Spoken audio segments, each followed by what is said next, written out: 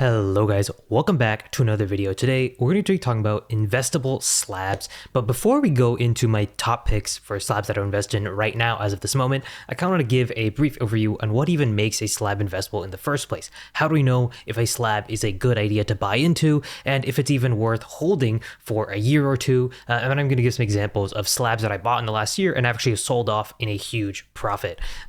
So the number one thing that I would say when looking at a slab is look at whether or not it is liquid, right? Is the slab in demand? Basically just saying in demand or not. Do people actually want this slab, or is it maybe a kind of hype driven moment right now? A lot of times I'll see slabs obviously come out, this is like time, for example, and as soon as they come out, they start up here because when you release a new set, there's going to be a premium on the new stuff. It's going to crash for a while and it'll just kind of stagnate for a pretty long time until over time people either like the slab or don't, and it'll kind of move up in steps. Maybe you'll have some dips, etc. The best time to buy slabs is usually in this period when there is that kind of big initial crash, but there are plenty of times where the slab will crash and just keep going down, and it feels like that slab was always not that good. And so you want to make sure when you're looking at this, if a lot of people are buying even at these prices, like if there's a lot of demand even at these prices, that means it's a good sign that it's actually liquid. So before you buy slabs, you should see how easy is it for people to buy this, how many listings are there, how many sold are there every day, every month, for example, and that can give you a good idea on how liquid the slab is. That's just going to make it easier for you to sell it later on. Again, this is for investable slabs. If we're talking your personal collection, buy whatever you want, okay? That's not the purpose of this. We're talking about investability here. Now, number two, a very important thing is going to be the population. What does population mean? Well, it specifically just means how many copies of this card in this grade exist. As you know, PSA grades from 1 to 10. If you're gonna be investing in modern cards, which is what I'm gonna be talking about right now, we're not really talking about vintage right now. Let me know if you guys want me to make vintage videos. I think that'd be kind of cool. But in terms of population, you want to buy 10s. Making an investable purchase, especially for a slab, you're gonna have to buy a 10. 9s are not really gonna be the best option. I would buy 9s if you just genuinely want the card in your collection and you want it for a bit of a cheaper price.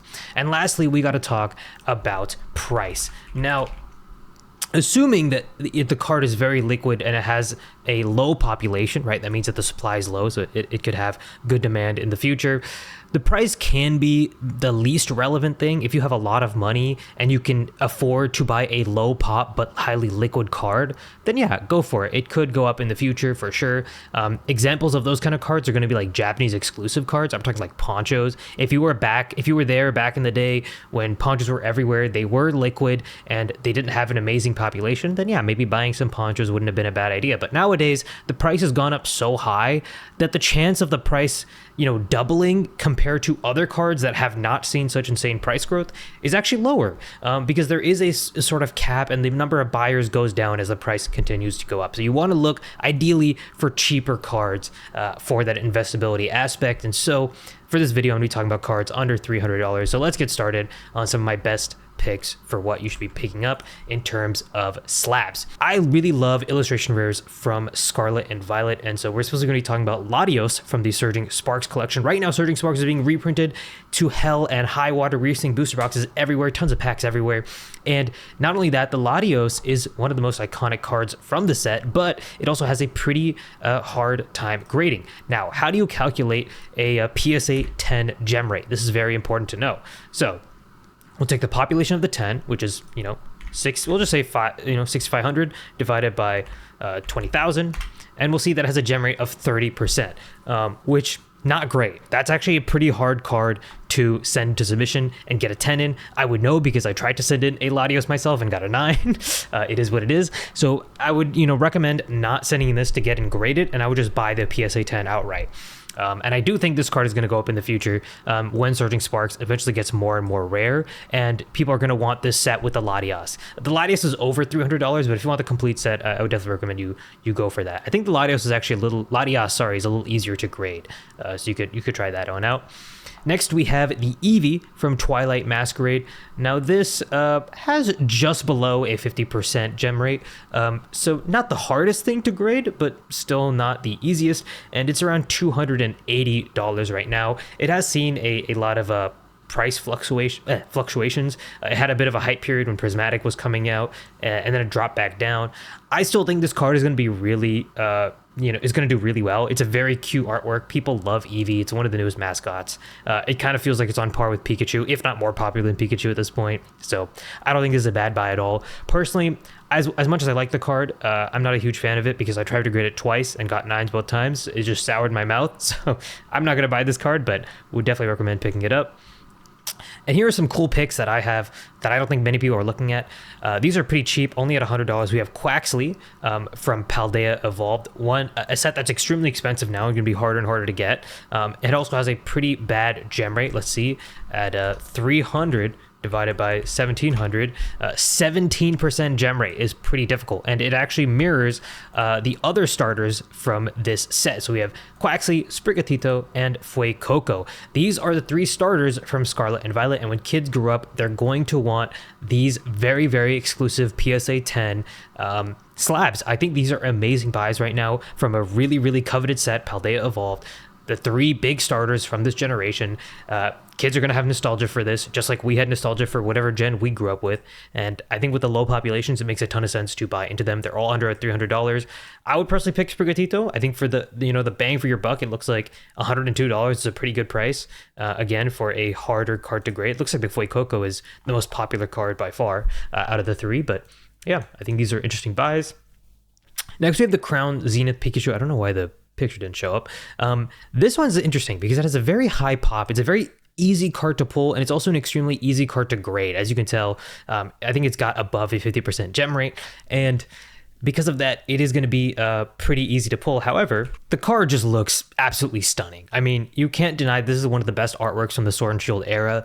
Crown Zenith is one of the most expensive sets right now as well. It has seen a pretty huge price jump. You were able to get this pretty cheap a few months ago, and it settled down at around $200. I still think this is a good buy. I know Pikachu is, kind of the mascot, but not only that, you have all these Gen, 8 Pokemon that are just behind Pikachu, Hisuian Zoroark, and these are some of the more popular Gen 8 Pokemon. I don't know what Crobat is doing there. He's not really Gen 8, but very, very fun artwork.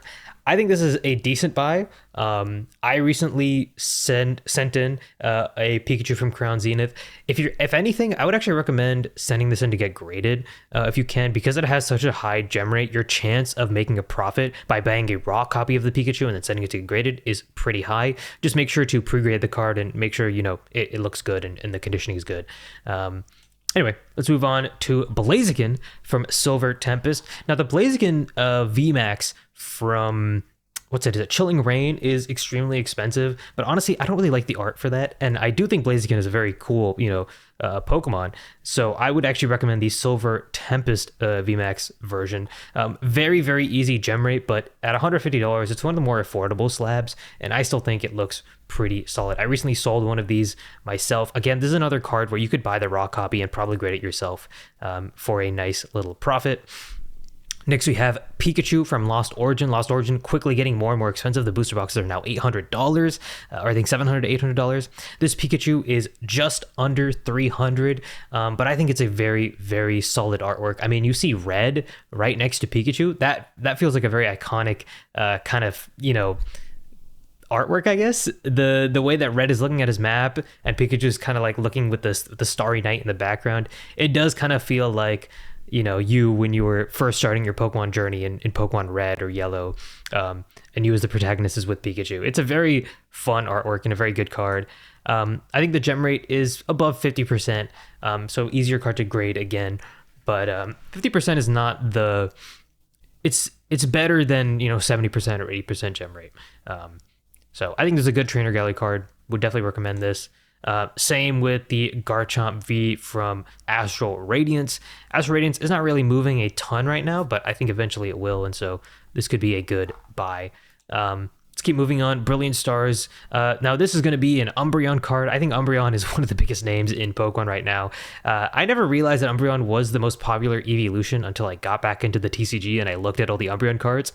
My favorite has been Espeon for a while. I'm a big Espeon guy, so I'm kind of glad that Umbreon is not my favorite, but it has above a 50% gem rate, but it's a very solid trainer gallery. And not only that, the VMAX looks really solid. I used to own a pair of these, a few months ago, but I ended up selling it because it was just so high that I made so much money off of it that I felt like I had to sell it.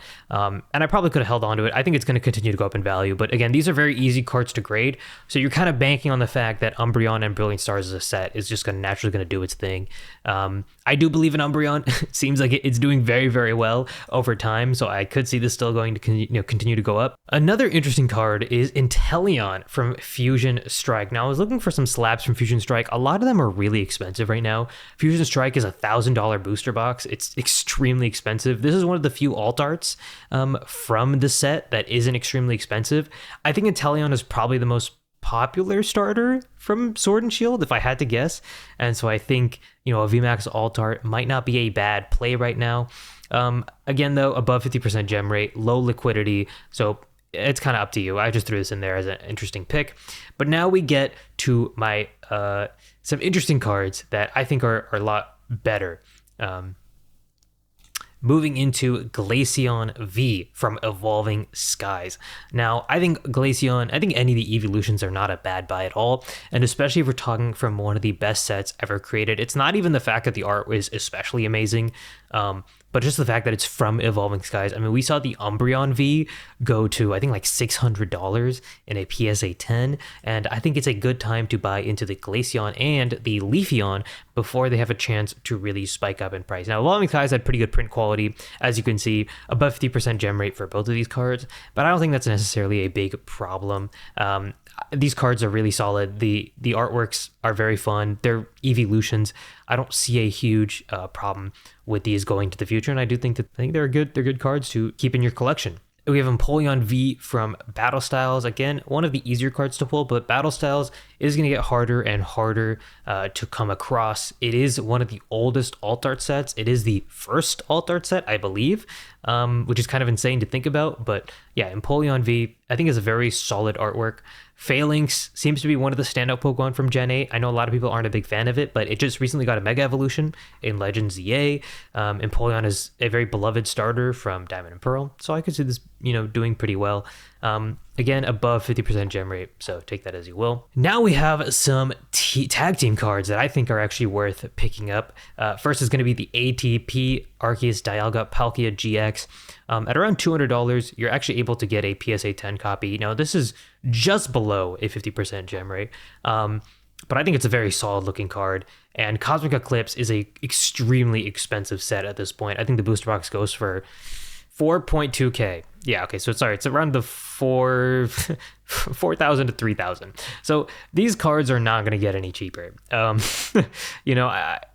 Either a huge supply has to come onto the market and just be dumped, or Cosmic has to come down in price. People are not going to be ripping Cosmic at insane levels. I think this artwork looks really solid too. You have the Creation Trio. And yeah, I'm really, really happy with this artwork. I think this is not a bad pickup at all, especially for a Sun and Moon card. And lastly, we have the Full Art Mimikyu. Now, I didn't put this last because I thought it was the best card or anything. I put it last because this is one I actually bought extremely cheaply and sold for an amazing profit. So this one has a pretty low pop, which is why I bought it in the first place. I bought it for, I think, $65. Yeah, so I bought it back in...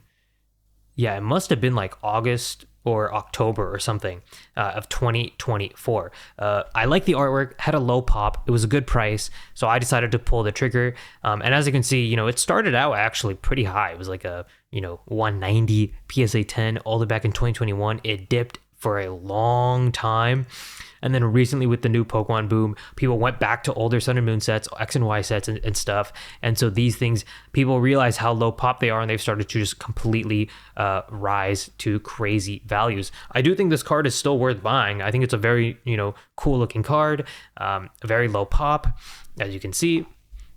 However, you also have to know when to sell. That's one of the most important parts of investing into slabs in the first place. You got to take the gains if that is your intention, right? So when I bought for 65 and I saw listings selling for 400, 419, 420, I immediately went to my local card show and tried to offload this for 400 because I knew 65 to $400. It's just too good. I couldn't not do that. I like this card. I don't like it $400 enough, if that makes sense. I think for 300, I think for 190 it's an amazing price. I'm surprised it sold for 190. If you can find it for like 200ish, 200 to 250, I think that's actually a good price. But I sold this for $400. And I thought that was an amazing deal. Unfortunately, the guy kind of bought into the price. The guy that I sold it to bought into the hype. And he was very ecstatic to buy it. He was like, yeah, I'm getting this for my daughter. I want it right now. So he ran to the ATM and grabbed it. So it is what it is. I got very lucky on that sale, but that's another part of Pokemon investing. You got to keep track of your card prices. And if you see that something abnormal is kind of happening, you see your card kind of spiking due to some sort of unnatural hype or demand, or you feel like the price has just really hit a new high, I would definitely recommend selling your card and just reinvesting that into other things. So that's going to be the video. Let me know what you guys think about investing into slabs. What slabs are you looking at to invest in? Did I have any good picks? Did I miss any picks that could have been better? Make sure to like, subscribe, and I'll see you guys later.